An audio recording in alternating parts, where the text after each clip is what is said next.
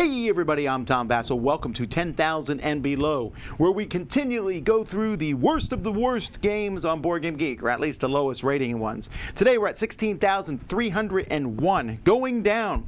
So let's take a look. There might be some good ones here. Let's find out.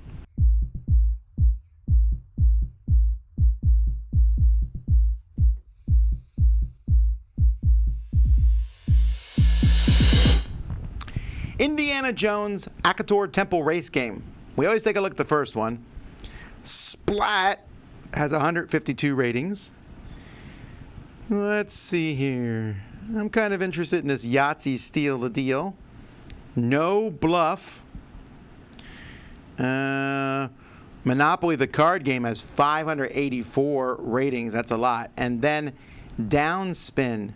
No, it's Tailspin. All right. Anyhow, Indiana Jones Akator Temple Race Game.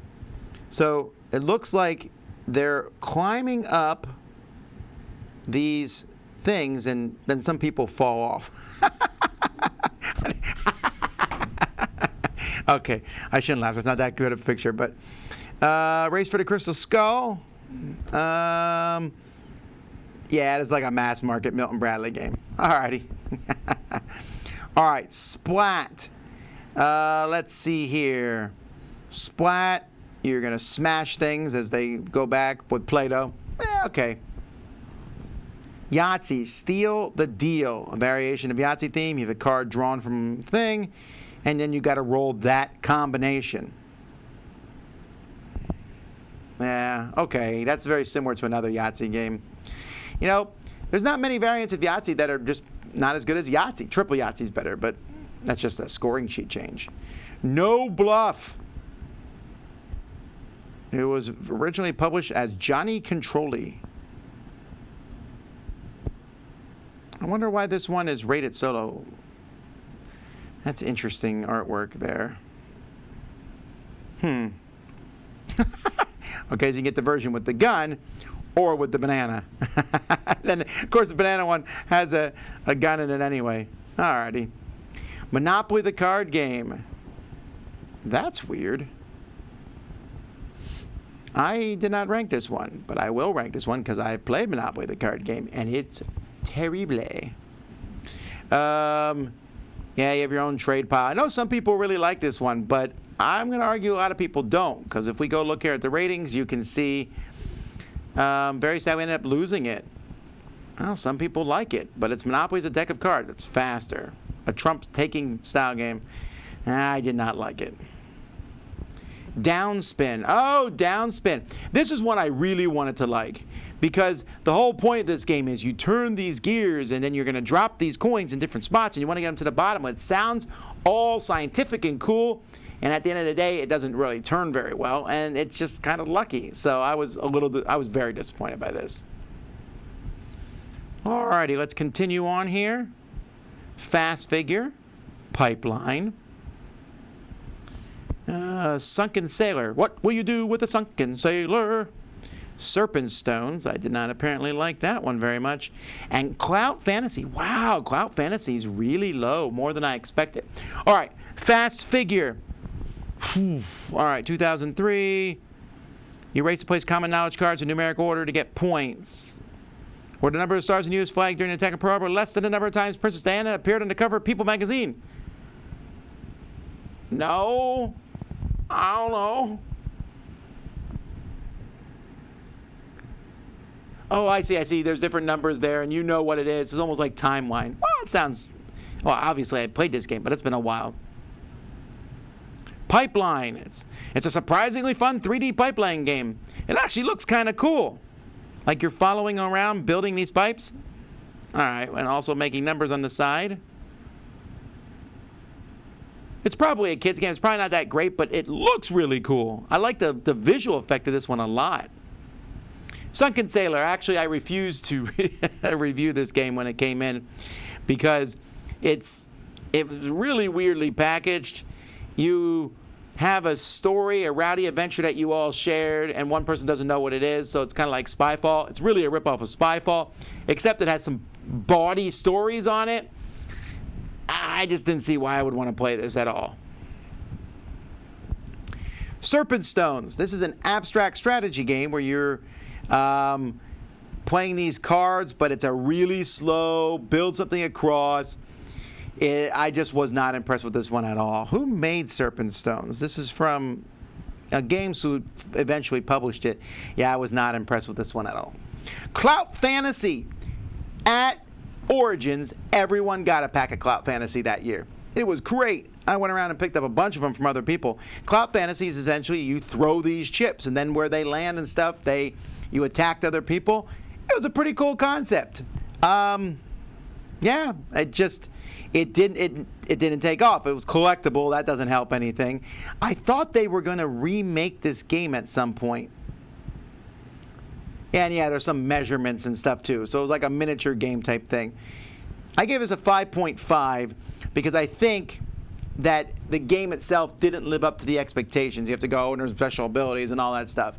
But man, I wanted to like the concept of this one. This is one that if they said, hey, we're making a new version of this, I would be on board and say, hey, I'll try it out because it sounds that interesting. I really thought I heard a remake of this was coming. Nope. All right. Alrighty, let's see what else we got here. Loaded questions, adult version? Yeah, you can decide what that one's like. Good help. Sorcerer, the game of magical conflict. Heads up party game. Let's see what else we can find in here.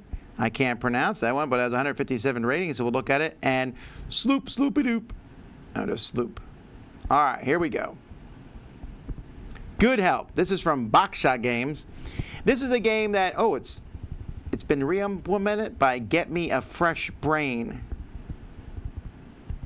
Well, that came out, did not really do as well. Boxshot Games has some good stuff, but there's also stuff of this I have not really liked. This was one, you're running around trying to get body parts for your master around town. Components are, the game is, I like the concept of the game. It's a fun idea, but good help's hard to come by. You're an assistant to one of these mad scientists, but it just didn't work out. Sorcerer, the game of magical conflict, 1975. Gaze upon the colored hexes. I know I make fun of a lot of war game boards, but this one, colorful. But it does look like an older game in this regard.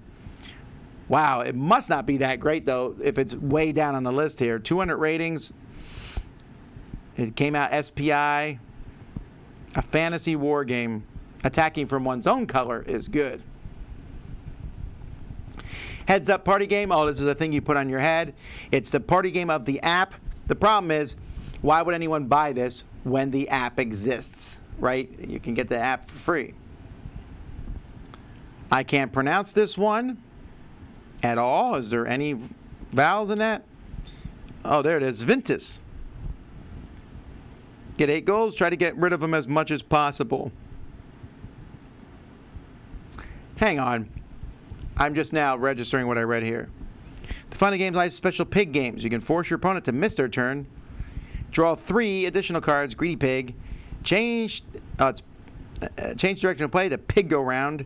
Pig a million. Silent pig. And lightning pork. Lightning pork. Sounds like an Uno style game. Sloop. I remember this. This is from US Game Systems. It was a card game. It's It was released in Germany. It says as Quanto. It's like a casino-style game, or Scopa. And now I don't know what it is. Like I like a trick-taking game. I like a ladder-climbing game. But the Scopa casino-type games, they haven't really appealed to me. If you did, this one looks nice. I always thought the box cover of this was pretty cool, but that's about it. Alrighty. Bloody Legacy. Calaboose. Wow, I rated that one 2011. Let's see. Going down here, that's a weird name. Oh, I like the cover of this one. We're going to take a look at it next. Suds. My Little Pony.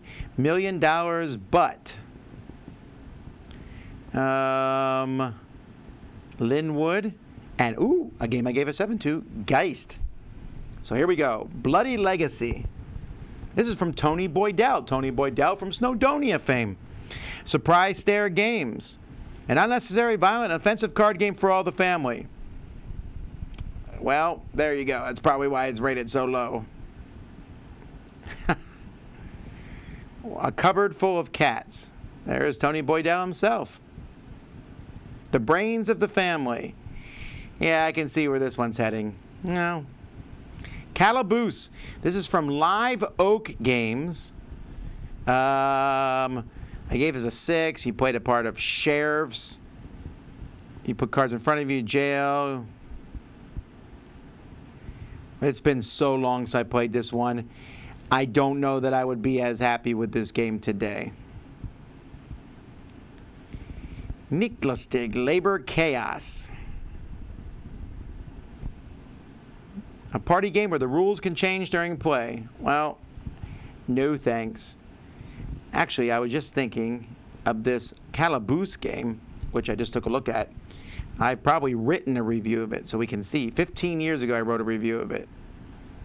Siege Stones. Let's go down to the bottom. If you're looking for a card with a Western theme, already have Bang, and you already have Bang, it's simple, can be played with kids and adults with no real age gap in strategy. It's fun and pushing one's luck. Okay. If luck does not bother you, Calaboose may be the game for you. That's not a ringing endorsement from 2005, Tom Vassell. Ah, the youth, 26 years old. That guy was an idiot. Next. That is a cool cover. You're trying to roll specific combinations of color symbols to claim cards. I like that cover. But it's probably, that doesn't sound like it's a great game, unfortunately. Just roll dice and see what happens. I would still try it, based on that cover. $1 million, but what would you do for $1 million?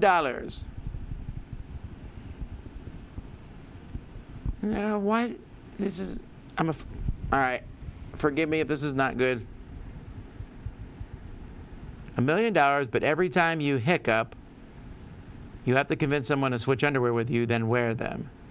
Every time you hiccup, a cyborg is sent from the future to terminate you. I don't think I would take $1 million for any of these. Of course, I don't hiccup that much, so there's that. I could just be really careful. Linwood. Oh, I remember Linwood. A board game without a board. Woo-hoo-hoo! Yeah, that's a board. It's X's, and you put them down. Yeah, you just moved around, roll, move. Not good at all. I remember this one. Don't get it. Geist. I got to be honest, I don't think Geist would get a 7 from 2020, Tom. 2004, Tom was much more impressed because at the time, this was amazing components.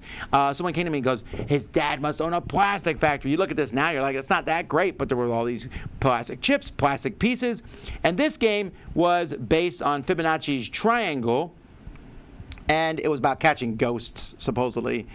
And I was definitely amazed by the plastic. I was definitely amazed by the moving around the board and, getting and giving chips and moving around from one number to the next was very mathy. But this was a once and done company. Designer Rose Anderson and Rose Knows. Actually, yeah, Geist and Geist Jr. We'll never know what happened to this company. Alrighty, continuing on. Moby Pick. I hate that name. We also have Orders Up. And Monopoly Cthulhu, come on now. The Vampire, the Elf, and the Cthulhu. Okay, I gotta look at that name. Hot potato, hot potato. Hot potato, hot potato. Hot potato, hot potato. Potato, potato, potato, potato. Fruit Ninja. Oh, I want to look at Toot and Otto. All right, here we go. Moby Pick. It's from DV, or that at the time they were called Da Vinci. Now it's DV Jochi, but they were called Da Vinci at the time. And they were simple, fast card games. This one, I remember saying, was okay. So, a game of reflexes, speed. Orders Up. This is a kid's game for sure. And you roll a die to add this to your tray.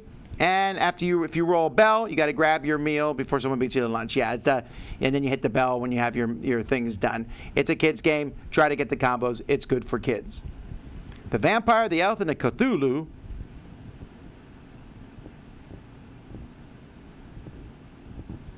You are trying to complete a novel together.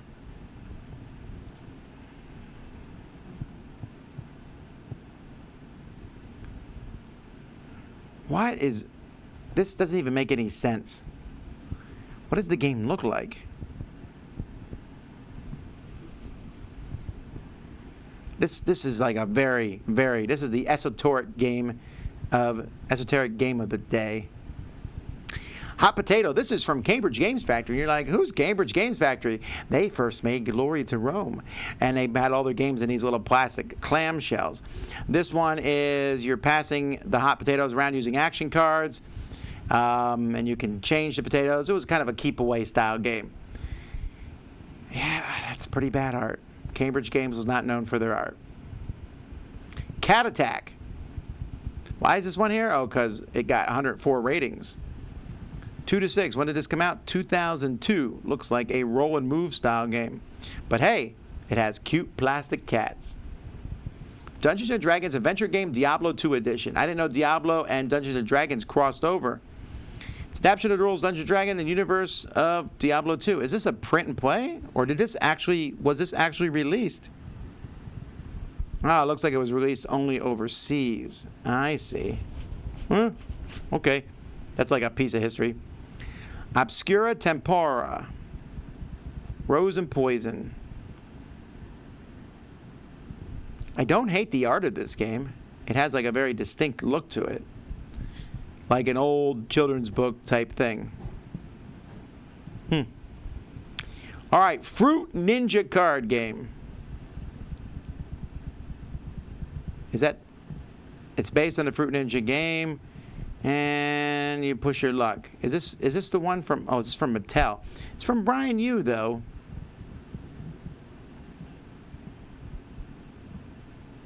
Okay.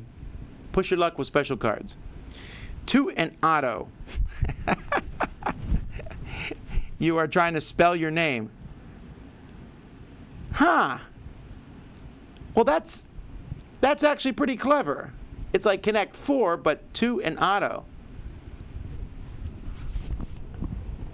I really like that concept a lot, actually. A game must not last very long. Because if you ever get double... I would play this. That's kind of fascinating. Oh, well, anyway.